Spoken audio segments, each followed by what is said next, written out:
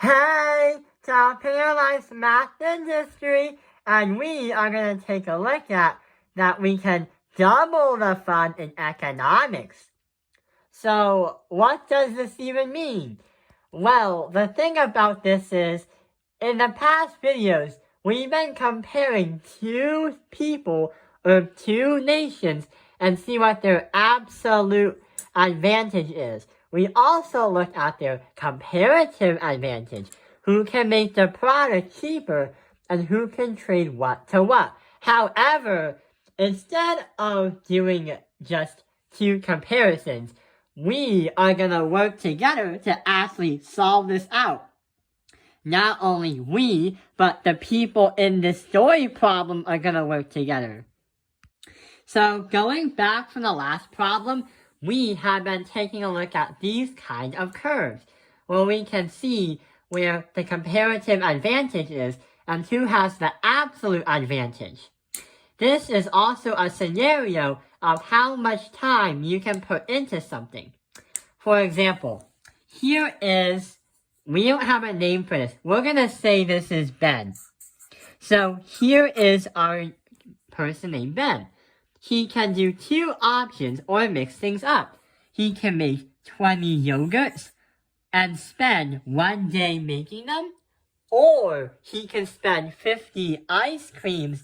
He can spend time on 1 day making 50 ice creams. That only happens if he does one thing and doesn't make the other thing. But the reason why we have this curve right here is to kind of mix things up. Imagine if we wanted to kind of make things in half so Ben can still make the items that he wants, 2 items. However, if he splits the time in half, then he'll have to spend half a day on one thing and half a day on the other thing. Thus, it means he can only make 10 yogurts and 25 ice creams. You can actually still play with this even more, because not only it has to be rigid where it's whole half, but also you can do quarters, eighths, here, however you want to manage your time. So you can actually experiment if you ever have a firm or a company. If you have 2 things that you want to make, how much can you make efficiently in 1 day? So now let's take a look at this example.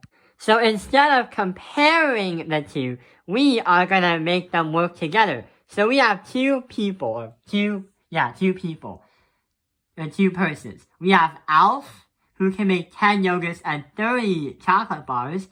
And we also have Brittany, who can make 50 yogurts or 80 chocolate bars. So instead of finding, who has the absolute advantage? Who has the comparative advantage?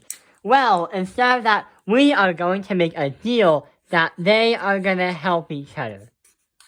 So now they are working together. We have to understand what will happen if they split the job in 1/2, so they can make both of the yogurts and chocolate bars. Maybe they're at a factory. Who knows? What factory makes yogurts and chocolate bars? So let's take a look at Alf's first. He can make 10 yogurts or 30 chocolate bars in 1 day. But the problem is, we are going to divide the work up in half. So we are going to make a mark here on the line, and we're going to put right here and divide everything by 2, because he's only working on half of it. The same thing goes with Brittany. Brittany can make 50 yogurts in a day or 80 chocolate bars. So in this case scenario, she can only make around 25 yogurts. However, she could also make 40 chocolate bars if she divides everything in half. So this is Brittany. Now, we are not going to compare, but we're going to add. We're going to say the total quantity for yogurt, we're going to denote it as the letter Y, is going to be the sum of this and that. So in 1 day, by them working together, we are going to say that the amount for quantity is going to be 30 yogurts. because they work together and they combine their jobs. Not only that, we also have to focus on chocolate bars because they wanted to make the chocolate bars as well. They never really wanted to do one or the other. So we're going to say 15 and 40, we're going to say chocolate, which is denoted as the letter C, is going to be 55. So as a team of 2, they can make 30 yogurts and also 55 in one day if they split the job in half and also work together to produce both products.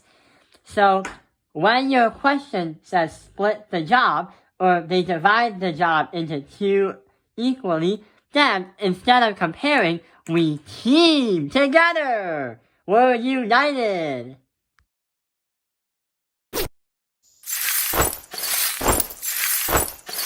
Man, this is going to take forever.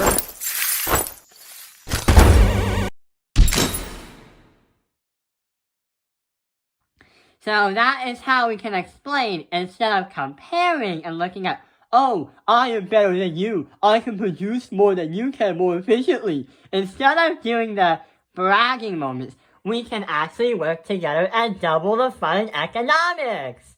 I hope this video has helped you understand what doubling the fun in economics meant. Thank you for watching Helping Analyze Math History. Like and subscribe!